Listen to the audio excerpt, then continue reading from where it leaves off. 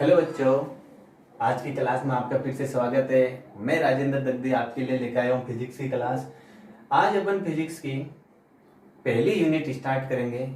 Class 12th की physics की पहली यूनिट का नाम है स्थिर वैद्युतिकी।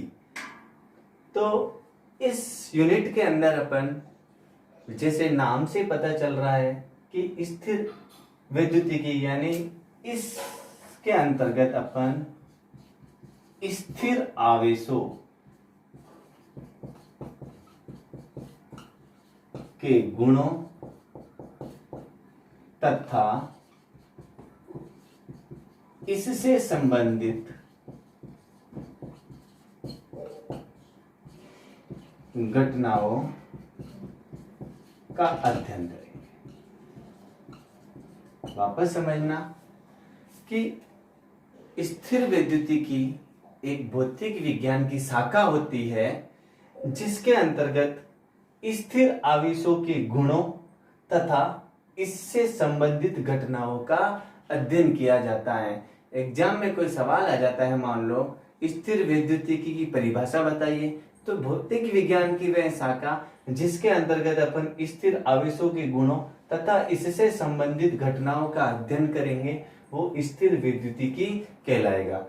इसका मतलब ये हो गया कि जब तक स्थिर वैद्युतिकी अपन यूनिट चलेगी अपने, तब तक आवेश किस अवस्था में रहेंगे? स्थिर अवस्था में रहेंगे।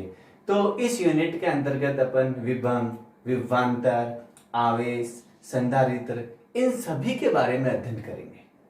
तो आज का अपना मेन टॉपिक रहेगा आवेश।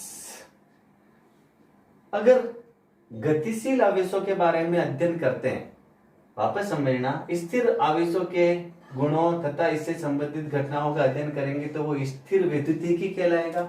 और अगर आप गतिशील आवेशों के बारे में या उनके गुणों तथा इससे संबंधित घटनाओं के बारे में अध्ययन करोगे तो वो आपके धारा वैद्युतिकी कहलाएगा। जो इसकी नेक्स्ट यूनिट है अपने धारा वैद्युतिकी, यानी अगर स्थिर आवेशों के बारे में अध्ययन करेंगे तो वो स्थिर वैद्युतिकी, और गतिशील आवेशों के गुणों तथा इससे संबंधित घटनाओं के बारे में आप अध्ययन करोगे तो वो आपके धारा वैद्युतिकी कहलाएगा।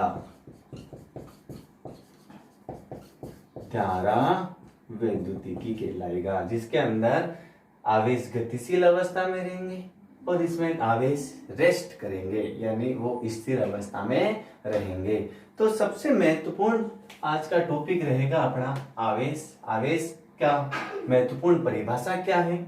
पदार्थ का वह गुण जिसके कारण वे विद्युत तथा चुंबकीय क्षेत्र उत्पन्न करता है या इनके प्रभावों को अनुभव करता है, आवेश कहलाता है। कहने का मतलब यह है कि इससे पहले वाली क्लास में मैंने आपको द्रव्यमान के बारे में बताया, गुरुत्वाकर्षण बल के बारे में बताया। यानी द्रव्यमान एक बल अनुभव करता है, एक बल उत्पन्न करने का काम करता है, वो बल है गुरुत्वाकर्षण बल। यानी जिस वस्तु के अंदर द्रव्यमान रहेगा वो गुरुत्वीय क्षेत्र, गुरुत्वाकर्षण बल उत्पन्न करने का कार्य करेंगे। सेम उसी प्रकार से आवेश जो होते हैं विद्युत तथा चुंबकीय क्षेत्र उत्पन्न करने का कार्य करते हैं या फिर इनके प्रभावों को अनुभव करते हैं, वो अपने आवेश कहलाते हैं। अब आवेश की संकल्पना क्या होती है कि किस प्रकार से आवेशों का नाम दिया जाता है? आवेश की संकल्पना कि आवेश किस प्रकार से उत्पन्न, अपने 9th 10th की क्लासों में पढ़ के आए थे अपन इलेक्ट्रॉनिक विन्यास केमिस्ट्री के अंदर। तो उसके अंदर क्या पढ़ा था बेटा अपन ने? सोडियम 11 नंबर पे आता है, यानी इसका परमाणु क्रमांक 11 होता है, और इसका जो इलेक्ट्रॉनिक विन्यास होता है वो होता है 2 8 1। तो कोई भी पदार्थ अपन को पता है कि अपना अष्टक पूरा करने के लिए परमाणु क्या करता है? अपना अष्टक पूरा करने के लिए या तो इलेक्ट्रॉनों को त्यागता है या इलेक्ट्रॉनों को ग्रहण करता है। तो इसके बाहर वाले कक्ष में अपने पास में देखो एक इलेक्ट्रॉन पड़ा है, तो ये अपना अष्टक पूरा करने के लिए या तो 7 इलेक्ट्रॉनों को ग्रहण करेगा या फिर 1 इलेक्ट्रॉन का त्याग करेगा। क्यों? क्योंकि जैसे ये 1 इलेक्ट्रॉन का त्याग करेंगे तो इसका अष्टक हो जाएगा 8, यानी 2 और 8 इलेक्ट्रॉनिक विन्यास हो जाएगा, यानी बाहर वाले कक्षक में इसके 8 इलेक्ट्रॉन हो जाएंगे, तो इसका अष्टक पूरा हो जाएगा। तो क्या करता है कि 1 इलेक्ट्रॉन का ये त्याग कर देता है। जब ये 1 इलेक्ट्रॉन का त्याग करता है तो देखो Na जो होता है वो Na+ में परिवर्तित हो जाता है और वो 1 इलेक्ट्रॉन को त्याग देता है। तो ये जो इसके ऊपर आवेश आया है, इस आवेश को नाम दिया गया धनावेश। इसी प्रकार से क्लोरीन की बात करते हैं अपन, तो इसका परमाणु क्रमांक 17 होता है और इसका इलेक्ट्रॉनिक विन्यास 2, 8, 7 होता है। तो बेटा इसके बाह्यतम कक्ष में देखो 7 है, इलेक्ट्रॉन है, तो इसको अष्टक पूरा करने के लिए 1 इलेक्ट्रॉन की आवश्यकता होती है। तो ये क्या करता है, 1 इलेक्ट्रॉन को ग्रहण करता है Cl और 1 इलेक्ट्रॉन को ये ग्रहण करता है, तो इसके ऊपर आवेश आ जाता है ऋण आवेश।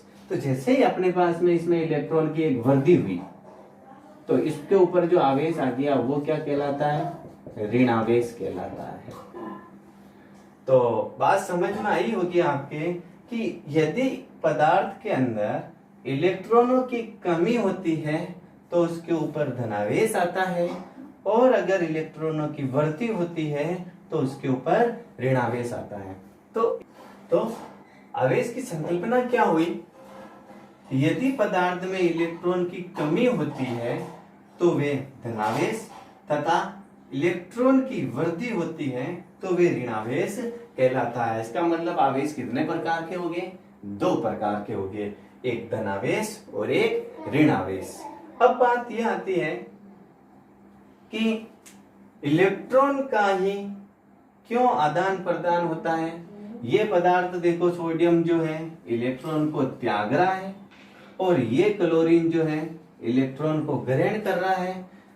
तो क्यों ना अपने पास में ये बात सवाल दिमाग में उठना चाहिए कि ये प्रोटॉन का क्यों नहीं दान करता है।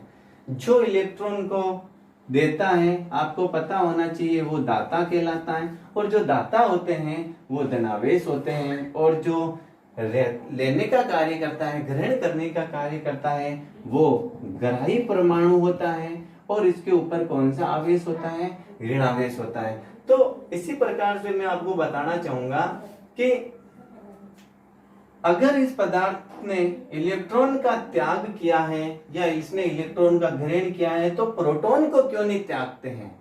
तो बात आती है प्रोटॉन की, क्योंकि प्रोटॉन का द्रव्यमान इलेक्ट्रॉन से ज्यादा होता है। प्रोटॉन का द्रव्यमान इलेक्ट्रॉन से ज्यादा होता है। पहली चीज तो अपने पास में प्रोटॉन का जो द्रव्यमान होता है वो इलेक्ट्रॉन से ज्यादा होता है।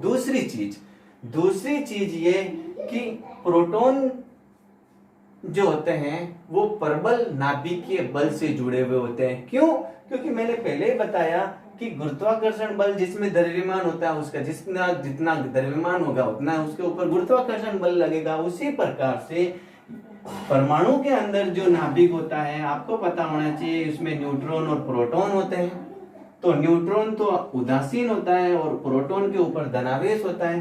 तो ये जो होते हैं प्रबल नाभिकीय आकर्षण बल से जुड़े हुए होते हैं, जिसके कारण इनको आसानी से बाहर नहीं निकाला जा सकता है, बल्कि इलेक्ट्रॉन नाभिक के चारों ओर चक्कर लगाता है, उसको आसानी से बाहर निकाला जा सकता है।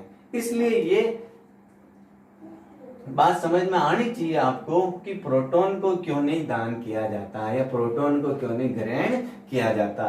तो वो बात यहाँ से होती है कि प्रोटॉन जो होते हैं प्रबल नाभिकीय आकर्षण बल से भरे हुए रहते हैं, और इनका द्रव्यमान जो होता है, प्रोटॉन का द्रव्यमान को मैं मान लो MP से प्रदर्शित करता हूँ प्रोटॉन, तो ये 1837 गुना होता है इलेक्ट्रॉन के द्रव्यमान का।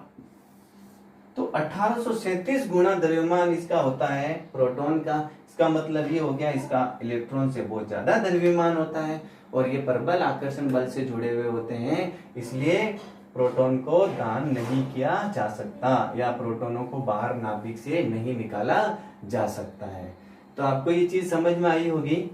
तो आवेश की संकल्पना क्या होगी कि यदि पदार्थ में इलेक्ट्रॉन की कमी होती है तो वे धनावेश तथा इलेक्ट्रॉन की वृद्धि होती है तो वे ऋणावेश कहलाता है। एक और बात बता देता हूं मैं आपको कि इलेक्ट्रॉन का जो द्रव्यमान होता है वो अपन एमई से प्रदर्शित कर देते हैं और इसका द्रव्यमान होता है 9.1 इंटू 10 की पावर माइनस 31 किलोग्राम और प्रोटॉन का जो द्रव्यमान होता है वो 1.67 इंटू 10 की पावर माइनस 27 किलोग्राम होता है। तो ये माना जाता है कि प्रोटॉन का जो द्रव्यमान होता है वो इलेक्ट्रॉन के द्रव्यमान का 1837 गुना होता है। अब मैं बताना चाहूंगा कि आवेश नाम आया कहां से है कि 1600 ईसा पूर्व की बात है। ग्रीस के एक वैज्ञानिक थे थेल्स नाम के जो वैज्ञानिक थे जो ग्रीस के रहने वाले थे, उनको बाल्टिक सागर के किनारे, देखो ये इतिहास है इसका जो शॉर्ट में मैं बताऊंगा, वैसे इनके बारे में सवाल आता नहीं है लेकिन इसकी जानकारी होना जरूरी है आपके लिए कि जो थेल्स नाम का जो वैज्ञानिक था उनको बाल्टिक सागर के किनारे एक पदार्थ प्राप्त हुआ जिसको नाम दिया इन्होंने एम्बर। इस पदार्थ को जब उन्होंने ऊनी कपड़े से रगड़ा तो इसके अंदर छोटे छोटे तिनके टुकड़ों कागज के कचरे को आकर्षित करने का गुण उत्पन्न हो गया। वापस समझना 1600 ईसा पूर्व की बात है। ग्रीस के एक वैज्ञानिक थे थेल्स, उनको बाल्टिक सागर के किनारे एक पदार्थ प्राप्त हुआ एम्बर नाम का नाम दिया गया उसको जब ऊन के कपड़े से रगड़ा गया तो उन्होंने पाया कि जो ये पदार्थ है इसके अंदर छोटे छोटे तिनके कागज के टुकड़ों को आकर्षित करने का गुण इसमें उत्पन्न हो गया। तो इस प्रकार से यहां से जो इसका नाम पड़ा वो इलेक्ट्रॉन पड़ा। इसको नाम क्या दिया गया? इलेक्ट्रॉन नाम दिया गया। और इसी घटना को, इस पूरी घटना को इलेक्ट्रिसिटी नाम दिया गया। इस पूरी घटना को क्या नाम दिया गया? इलेक्ट्रिसिटी नाम दिया गया। तो यहां से ये इलेक्ट्रिसिटी शब्द अपने काम में लेने लगे। तो बात आती है कि भाई जब समान आवेशों को, अभी मैंने बताया आवेश दो प्रकार के हो गए आपके पास में, धनावेश और ऋणावेश। जब ये दो मैंने छड़े लटकाई है, ये आपके पास में कुचालक एक स्टैंड है, कुचालक स्टैंड पे अपन ने दो छड़े हैं, एक छड़ को लटकाया है जो धनावेशित है और इसके पास में अपन दूसरी धनावेशी छड़ लेके जाते हैं। तो क्या होता है, ध्यान से समझना, जब दूसरी छड़ इसके पास में लेके आते हैं तो ये दूर हटती है, यानी इसके बीच में क्या कौन सा बल उत्पन्न होता है? प्रतिकर्षण बल उत्पन्न होता है, यानी इसको दूर हटाने का कार्य करती है ये वाली छड़। तो इस प्रकार से इसका मतलब ये हो गया कि जब समान आवेश एक दूसरे के पास में आते हैं तो उनके बीच में कौन सा बल कार्य करता है? प्रतिकर्षण बल उत्पन्न होता है। सेम कंडीशन यहाँ पर भी, ऋणावेश है ये आपके पास में, दोनों इस छड़ को पास में लेके आएंगे तो इसके अंदर भी कौन सा बल उत्पन्न होगा? प्रतिकर्षण बल उत्पन्न होगा। और यहाँ पर विपरीत आवेश है। विपरीत आवेश देखो मैंने तीर के निशान यहाँ पर दूर बताए हैं, यानी दूर हो रहे हैं दोनों छड़े एक दूसरे, तो प्रतिकर्षण हो रहा है। और यहाँ पर तीर के निशान मैंने दोनों को आसपास रखे हैं, इस प्रकार से विपरीत साइड में रखे हैं अपन ने एक। तो ये जो आपके पास में होगा वो कौन सा बल होगा? आकर्षण बल होगा। इनके बीच जो उत्पन्न होने वाला बल होगा वो कौन सा बल होगा? आकर्षण बल होगा। तो इस प्रकार से आप समझ सकते हो कि कौन कौन से बल किस प्रकार से उत्पन्न होते हैं। अगर मैं मान लेता हूं कि ये दोनों अपने पास में कांच की छड़ है,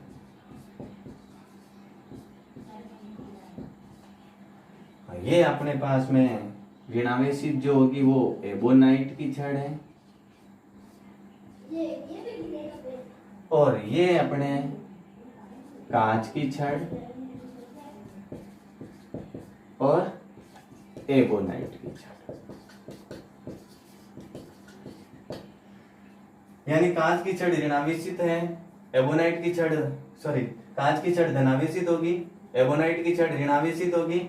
और जब कांच की छड़ और एबोनाइट की छड़ को दोनों का आप पास में लेकर आएंगे तो इनके बीच में कौन सा बल उत्पन्न होगा? आकर्षण बल उत्पन्न होगा। तो इस प्रकार से दो प्रकार के बल उत्पन्न हुए अपने पास में। पहला सहजातीय आवेश की बात करते हैं अपन। सहजातीय यानी जिसकी समान जाती है, यानी धनावेश या ऋणावेश। तो सहजातीय के बीच में तो कौन सा बल उत्पन्न होता है? प्रतिकर्षण बल।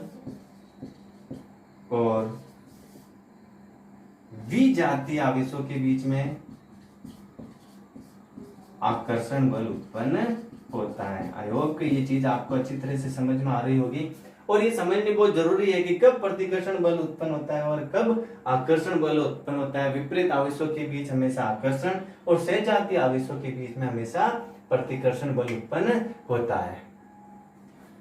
अब बहुत इंपॉर्टेंट चीज बता रहा हूं कि इसके अंदर से एग्जाम में कई बार सवाल पूछा गया है और कंपटीशन में भी कई बार सवाल आता है। इसलिए ध्यान रखना कि अगर कांच की छड़ को रेशम के कपड़े से रगड़ा जाता है तो कांच की छड़ पर धनावेश और रेशम पर कौन सा आवेश आ जाता है? ऋणावेश। यहाँ से आपको पता चल जाएगा कि कांच की छड़ को अगर रेशम के कपड़े के पास में लेकर जाऊंगा तो कौन सा बल उत्पन्न होगा, कि ये धनावेश है और ये ऋणावेश है, तो आकर्षण बल उत्पन्न होगा। तो इसी प्रकार से अगर बिल्ली की खाल को एबोनाइट या प्लास्टिक से रगड़ेंगे तो बिल्ली की खाल तो होगी धनावेशित और एबोनाइट और प्लास्टिक कैसे होंगे? ऋणावेशित होंगे। सेम ऊनी कपड़े को अगर रबड़, एम्बर, एबोनाइट, देखो एम्बर का दूसरा नाम रेजिन भी, इसको रेजिन भी बोला जाता है, प्लास्टिक, इनसे रगड़ेंगे तो इन सभी चीजों के ऊपर ऋणावेश उत्पन्न होता है और इनके ऊपर धनावेश होता है। तो ये सारणी आपके लिए बहुत काम आएगी। इसको सही से ध्यान रखना कि किसके ऊपर धनावेश उत्पन्न होता है और किन किन चीजों के ऊपर ऋणावेश उत्पन्न होता है। अब बात करते हैं अपन आवेश के मात्रक की।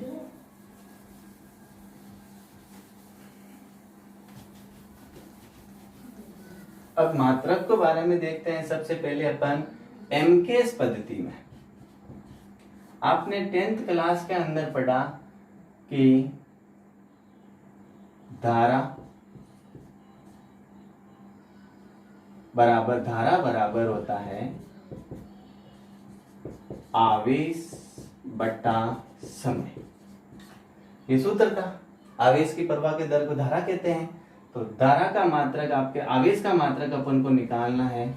तो आवेश बराबर आपके पास में आया धारा इंटू समय। और धारा का मात्रक अपन ने पढ़ा था एम्पियर और समय का मात्रक अपन ने पढ़ा सेकंड। तो आवेश का मात्रक हो गया आपके पास में एम्पियर इंटू सेकंड। और इस दोनों चीजों को सम्मिलित रूप में कूलॉम नाम दिया गया। एक वैज्ञानिक का नाम है जिसने इसके बारे में अध्ययन किया था, उन्होंने बताया था। उसी के नाम के आधार पर इन एम्पियर इंटू सेकंड को क्या नाम दिया गया? कूलॉम नाम दिया गया। तो एमकेएस पद्धति में आवेश का मात्रक क्या होता है? कूलॉम होता है। ध्यान रखना, इस बुक के अंदर ये बहुत काम आने वाली चीजें बता रहा हूं मैं। और न्यूमेरिकल क्वेश्चंस में भी इसके मात्रकों के बारे में अपने पास में बहुत नॉलेज होनी चाहिए कि कौन सी पद्धति में कौन सा मात्रक काम में लिया जाता है और उसकी वैल्यू कितनी होती है। क्योंकि न्यूमेरिकल क्वेश्चन के अंदर सारी राशियां एक ही पद्धति में काम में ली जाती है, तो उसको कन्वर्ट भी करना अपन को आना चाहिए। तो आवेश का मात्रक एम्पियर इंटू सेकंड भी होता है, या इसको सम्मिलित रूप में क्या बोलते हैं? कूलॉम कहते हैं। अब आता है सीजीएस पद्धति में। सीजीएस पद्धति में आवेश का मात्रक होता है स्टेट कूलॉम। सीजीएस पद्धति में आवेश का मात्रक होता है स्टेट कूलॉम। अब स्टेट कूलॉम की बात करते हैं अपन, तो इसको ESU बोला जाता है। इसे क्या बोला जाता है? ESU बोला जाता है स्टेट कूलॉम को।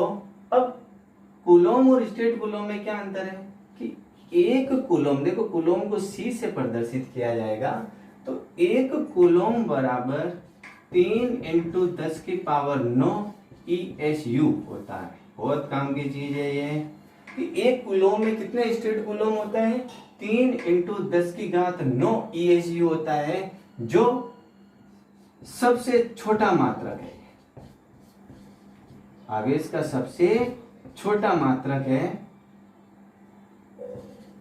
State coulomb.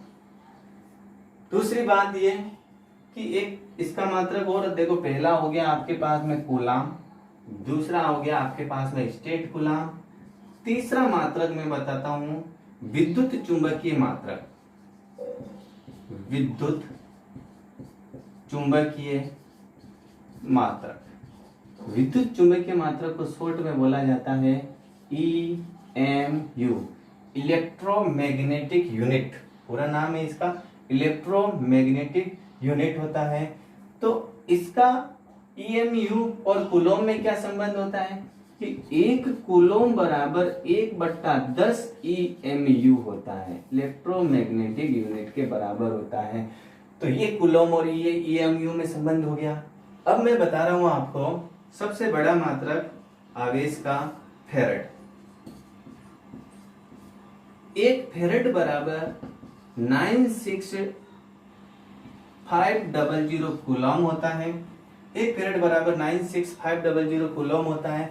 ये जो होता है सबसे बड़ा मात्रक होता है, सबसे बड़ा मात्रक होता है जो आपके पास में काम आएगा। कि एग्जाम में सवाल आया कि सबसे बड़ा मात्रक आवेश का 1 फेरेड होता है, 96500 कूलम के बराबर होता है। सबसे छोटा मात्रक होता है 1 कूलम बराबर 3 × 10⁹ स्टेट कूलम। ध्यान रखना, इसको फ्रैंकलिन भी बोला जाता है, फ्रैंकलिन, FR लिखा जाता है, F। तो ये सारी चीजें आपको ध्यान रखनी है। तो इतने सारे इसके आवेश के मात्रक आपको ध्यान रखने हैं, ये सारी चीजें। इसके अलावा भी देखो माइक्रो कूलम, माइक्रो कूलम।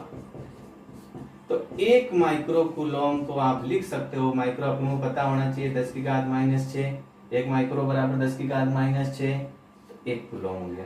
यानी 1 माइक्रो कूलम बराबर 10⁻⁶ कूलम होता है। दूसरा आता है आपके पास में नैनो कूलम। नैनो कूलम क्या होगा, 1 NMC बराबर 10⁻⁹ कूलम। और लास्ट आता है पिको। 1 पिको कूलम बराबर क्या होगा, 10⁻12 कूलम के बराबर होता है। 1 पिको कूलम किसके बराबर होता है, 10⁻12 कूलम के। 1 नैनो कूलम 10⁻9 कूलम को, और 1 माइक्रो कूलम बराबर 10⁻6 कूलम के बराबर होता है। तो अब मैं बात करूंगा आवेश के मुख्य तथ्य क्या है कि आवेश अचर होता है, आवेश अचर होता है। कैसे अचर होता है ये देखो, सबसे मेन चीज, जैसे अपने पास में पता है कि अगर कोई वस्तु गतिशील है या फिर कोई वस्तु है जिसका द्रव्यमान m0 लिख देता हूं मैं, m0 है, ये v वेग से गतिशील है। जब कोई m0 द्रव्यमान की वस्तु v वेग से गतिशील है तो क्या इसके द्रव्यमान में परिवर्तन होता है? जब वो वस्तु में तेज दौड़ता हूं उस कंडीशन में क्या मेरे द्रव्यमान में क्या परिवर्तन होता है? तो इसको प्रदर्शित करने के लिए एक फॉर्मूला है अपने पास में, m0/1 - v²/c²। ये आपके पास में स्थिर द्रव्यमान है, स्थिर द्रव्यमान, वस्तु का स्थिर द्रव्यमान m0 हो गया। ये वस्तु का वेग है और ये आपको पता होना चाहिए ये प्रकाश का वेग है जो 3 × 10⁸ मीटर प्रति सेकंड है। तो इस फॉर्मूले के अनुसार अपन वैल्यू ज्ञात कर सकते हैं कि वस्तु कितने वेग से गतिशील है, वस्तु का स्थिर में द्रव्यमान कितना है। या वैल्यू रखने से अपन प्राप्त कर सकते हैं कि वस्तु के द्रव्यमान में कितना परिवर्तन हो रहा है। तो आवेश की बात करते हैं तो वेग का आवेश के ऊपर कोई प्रभाव नहीं पड़ता है, यानी आवेश क्या होता है, अचर होता है, इसके द्रव्यमान में कोई परिवर्तन नहीं होता है। दूसरी चीज ये बताना चाहूंगा मैं आपको कि द्रव्यमान के बिना आवेश का अस्तित्व नहीं हो सकता। द्रव्यमान के बिना आवेश का अस्तित्व नहीं हो सकता, लेकिन द्रव्यमान का आवेश के बिना